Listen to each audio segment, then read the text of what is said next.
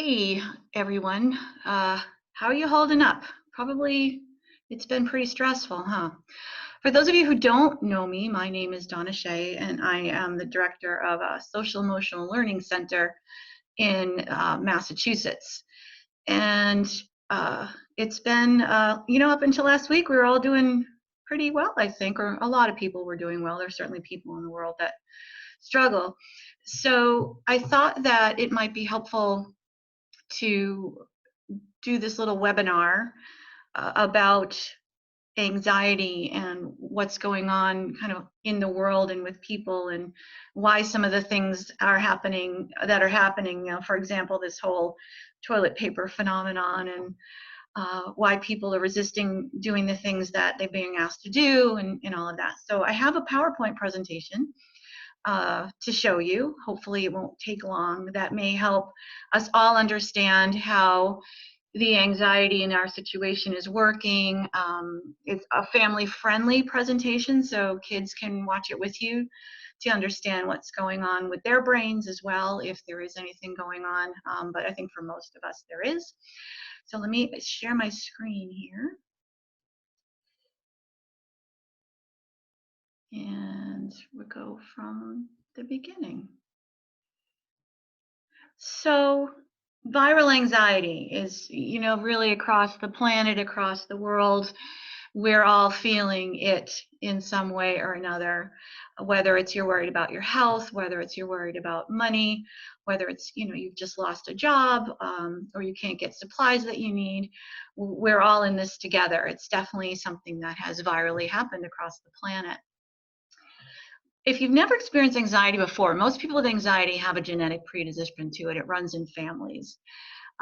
Right now, what most of us are experiencing is some form of situational anxiety during the current situation with the coronavirus. And if you've never experienced anxiety in your life before or seen anybody who's been that anxious, you might have wondered what's gotten into all of us. So anxiety can feel very physically uncomfortable. And these are just some of the things that can happen. So when we think about anxiety, we usually think about kids or people who have, sort of stomach aches or headaches or nerves. These are all other things that can happen. So if you're experiencing any of these physical sensations, they're not normal for anxiety. So your face could feel hot or blush. Your vision can get blurry. You may feel that there's a lump in your throat or you can't find the words that you need. You could feel smothered or something like is sitting on your chest that feels very heavy. You could have ringing in your ears. You could also experience some pain in your chest or shortness of breath. And this may cause your body to think that there's something wrong with your heart. That is very common with anxiety. You may have stomach difficulties. You may be extra irritable or angry. Headaches, stomach aches are very common. You may feel something like a floating sensation or dizziness, almost as if you're hyperventilating would be a way to describe it. You could start to feel claustrophobic, like places are too small or they're too noisy, feel like you want to hide, yell, scream. Maybe you're more tearful in the last few days than you've been in a long time. You could feel tingling sensations throughout your body. So down your arms, down your legs, your body can have difficulty controlling its temperature. You may feel weak or shaky. You may be extra sleepy, sweaty palms. All of these physical sensations is what anxiety is all about. And if you're a person who has experienced panic attacks, you can get many of these things kind of all at the same time as your body has this anxiety rising up in it. So why does all this happening? What's going on in our brain? So there's three parts to the brain that are really make up what's going on with us. So the hippocampus is the first one. So that's our brain storage unit. That's where we keep all of our facts and our memories. So, words to those old songs from the 70s are in there. Your kids' math facts are in there. So all of our memories are in there. So as well as things like if we have a memory of being chased by a dog that was trying to bite us or some other negative memory, those are in there as well, and they become stuck.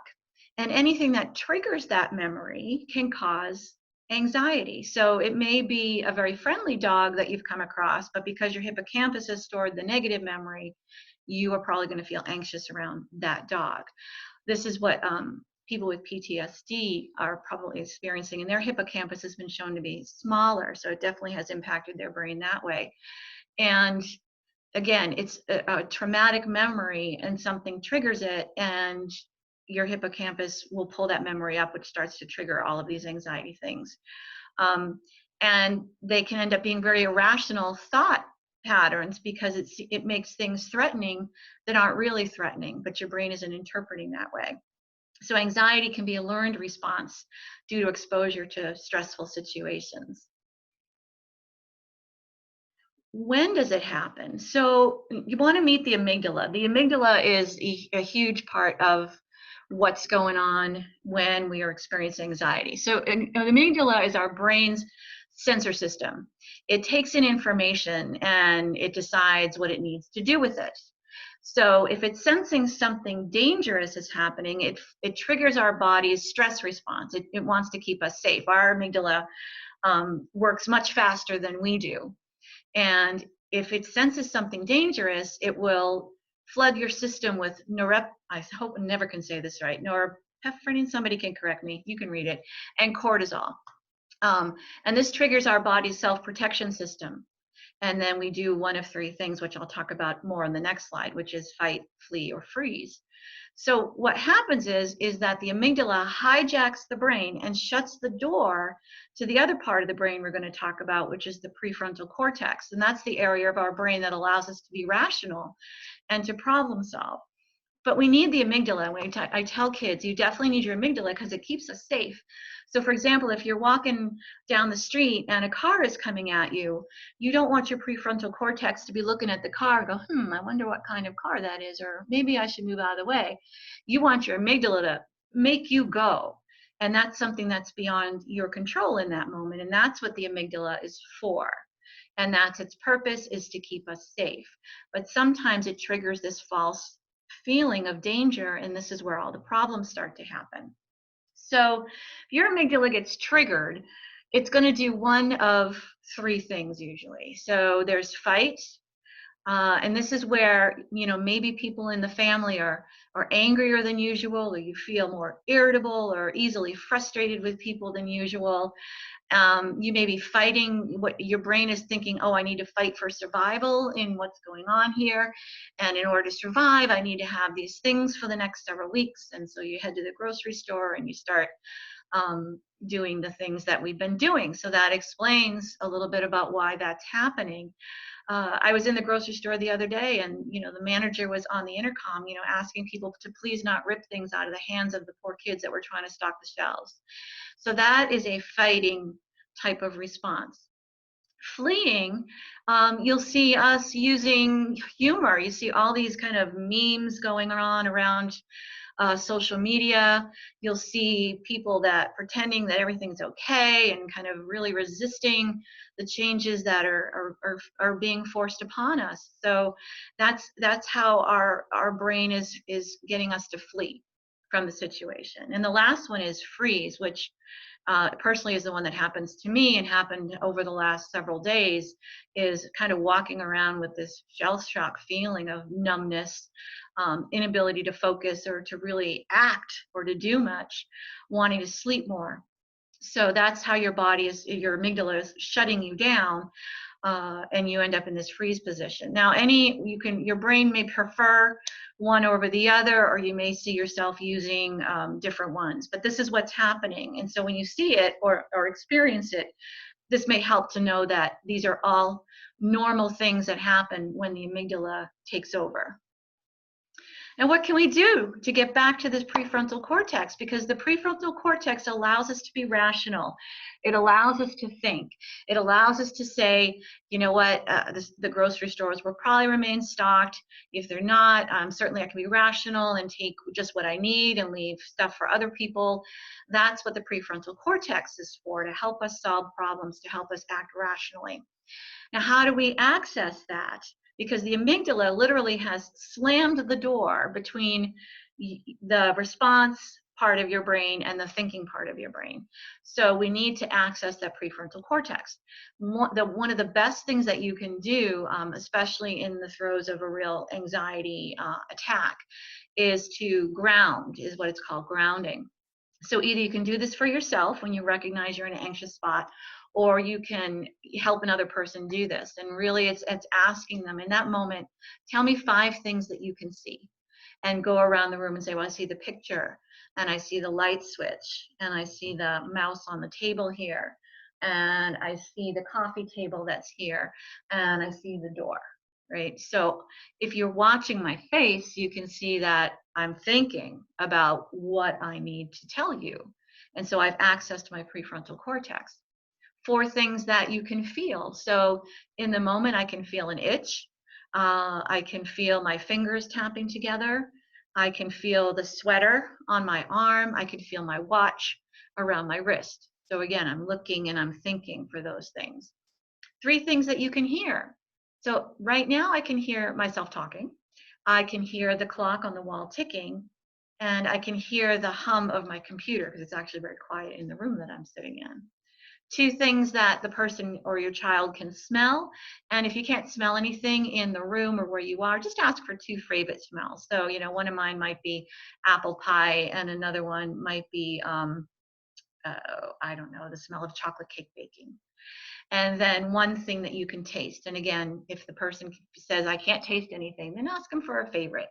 And that could be, whatever it is, the flavor of an orange lollipop, which tends to be one of mine, or whatever. So what we're trying to do is if you're doing it yourself, you have to think in order to be able to do that exercise.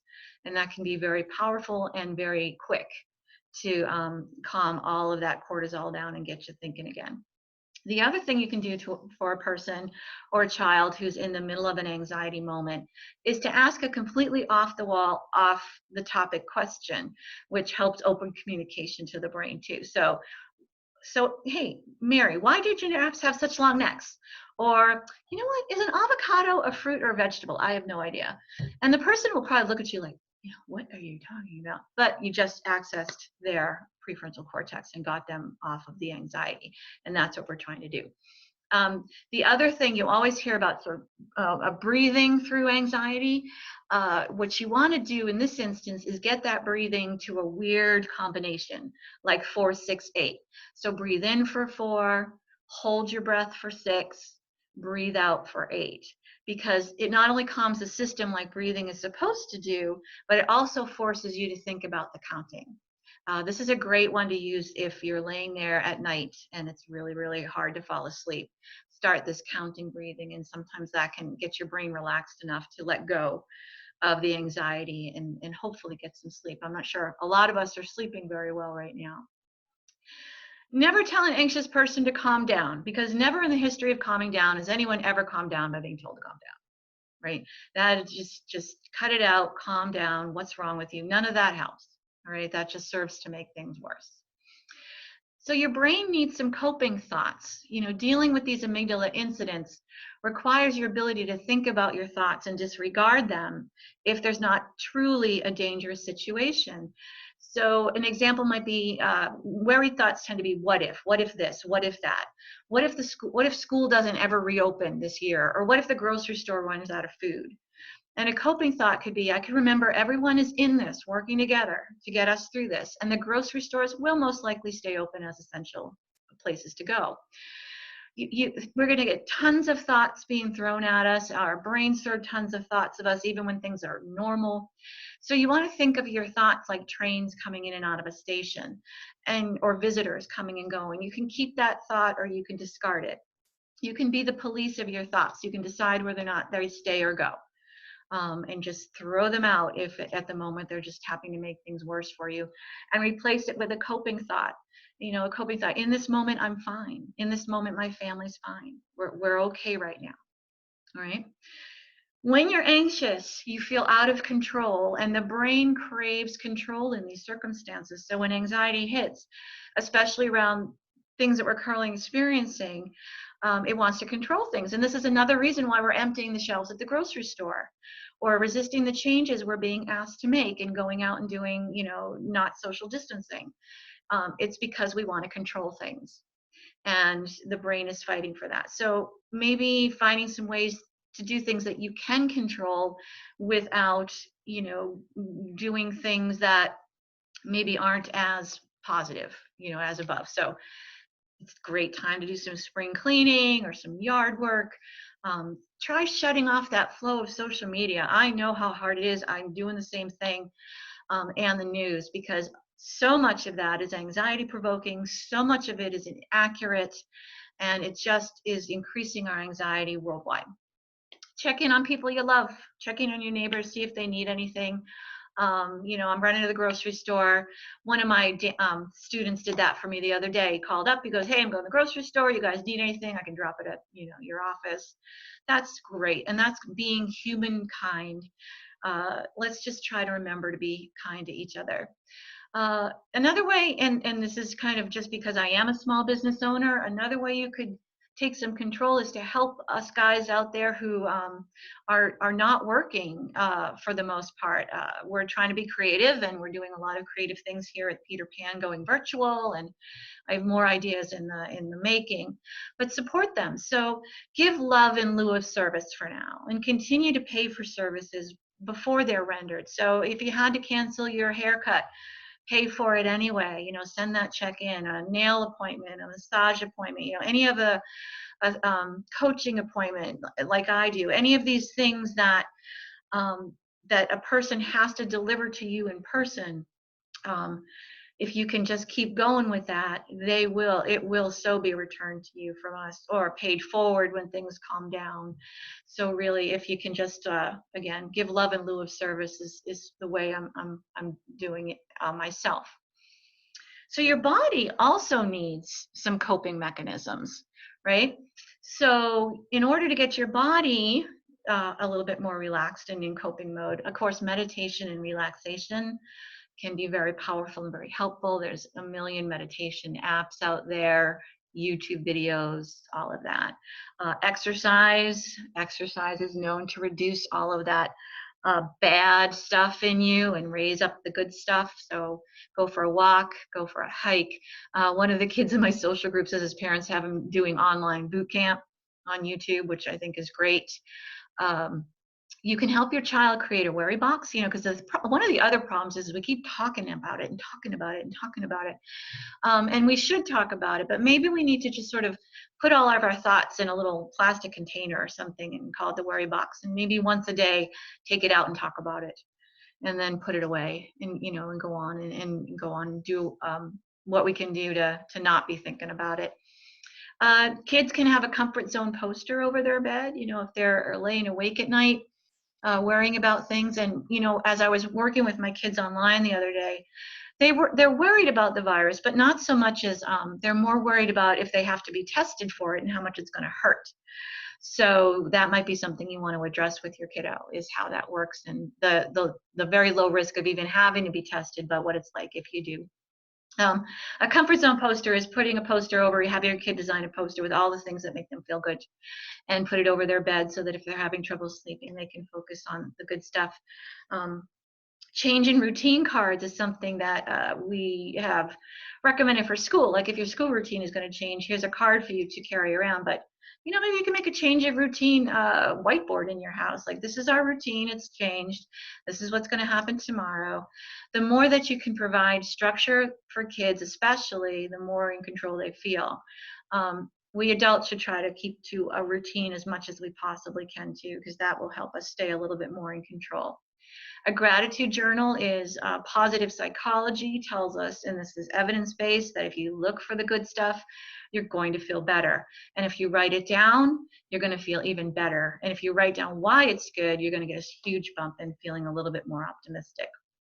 A calming kit is anything in a little bag for your child that makes them feel calm, whether it's a favorite stuffed animal, something to draw on, a journal, clay, things that help calm your kid down, and they'll be able to help decide what goes in there for you. Encouragement cards, send somebody a card in the mail. If you can't see them, hey, I'm thinking of you, or use the online cards or something, or another thing you could do is send cards to nursing and care facilities because they're not allowing visitors right now. So that's something else we can do to take control. Help your child write a coping social story based on the circumstances that you're in. Write a story about what's going on in the world, and if they want to, let me know, and we'll compile a whole bunch of them, and maybe we'll publish a book together. Because I'm a self-published with my friend Nadine Briggs, and we've done a book series called How to Make and Keep Friends, and we do all kinds of social stories within those books and coping things. So they're on Amazon, but maybe we can do something with the kids. That would be kind of fun. Sometimes with especially mathematically oriented people or people who are literal thinkers, tally sheets are great. Like, did this happen or not happen today? Like, today I didn't get sick, right? So you could make a tally. Or the mathematical chance of the worry happening. I put this up here so that you could show the kids the mathematical thing that's going on as of this moment that I'm doing this video. So our current world population is roughly 7.5 billion people in the world. The current cases of the virus worldwide are a little over 275,000. We're sure that will probably be more, but as of today, that's what it is. The percent of the population that has the virus is 0.0036. Right? So again, that's probably going to get somewhat bigger, but just show your child that in the scheme of things, the chances of them getting sick is very, very low and continues to remain low. And as long as we keep doing what we're being asked to do, we should be able to beat this thing back. And then probable or possible. Again, it's another question you can ask people. Is it possible we could get sick? Sure. Is it probable? Again, if you look at the numbers, or if you're doing what you're supposed to be doing, it's not very probable that that's going to happen. Okay. Now, I am not a proponent of medication, so I'm not pushing medication, but there are some instances where people's functioning gets to the place where it can help. That's completely a personal decision, but I'm just putting up a slide here that in some instances, the anxiety can be so bad that medication might bring some relief temporarily if needed. So cognitive behavioral strategies is what we've talked about here. But if they're the first thing you should always try. But if they aren't working as well as they should, and symptoms are worsening, then certainly it could be something you could talk to a doctor about, or your primary care. If anxiety is impacting someone's ability to function in getting through their day, that can be a reason. Or the person's anxiety is impacting the overall functioning of your family. SSRIs are a course of treatment for anxiety, and that's for more of us who have the generalized anxiety or the genetic predisposition or known to have anxiety. If this is a situational thing based on what's going on in the world, there are short-term ones, just like you would give you for flying. If you had a fear of flying, same thing, and it may bring some relief. Again, not pushing it, just saying that if things are really bad, it might be something to consider in the very short term. So I hope that this was a helpful little presentation for anybody who's out there who's watching. I'm sitting here brainstorming ways to provide information to my kids, to the families, to share.